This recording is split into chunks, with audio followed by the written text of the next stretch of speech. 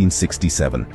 Only hours after taking office, Stevens was overthrown in a military coup led by Brigadier David Lansana, the head of the army and a Margai loyalist.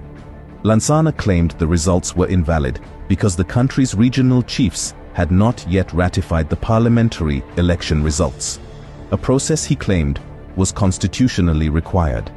This began a 13-month period of political instability involving multiple coups and counter-coups. Immediately after the coup, Stevens was arrested and military rule was declared.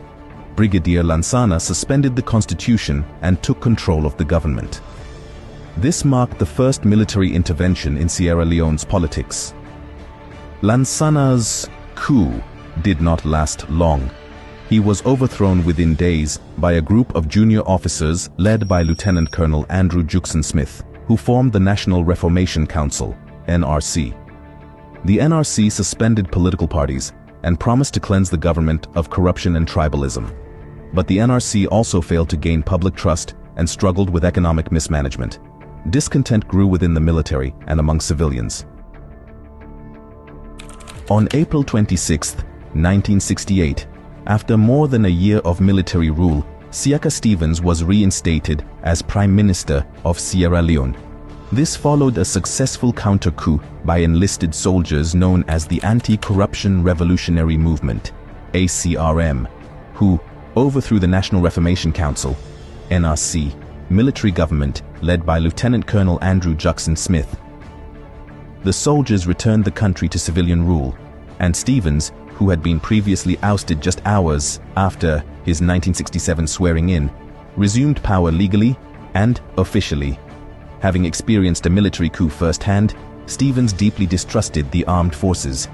Upon his return, he purged the military, dismissing or reassigning officers suspected of disloyalty.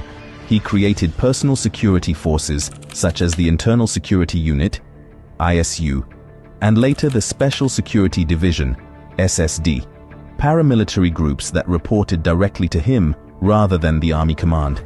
He weakened the Army's power, underfunding it and sidelining it in national affairs.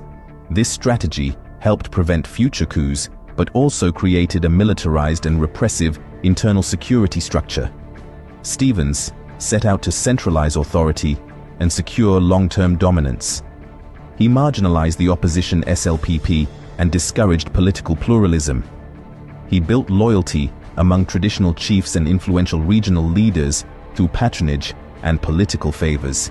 He appointed close allies and northern loyalists, especially from the Temne and Limba ethnic groups, to key positions in government, administration, and security. It was his strong desire to hold on to power which led him to champion the change from a monarchy to a republican.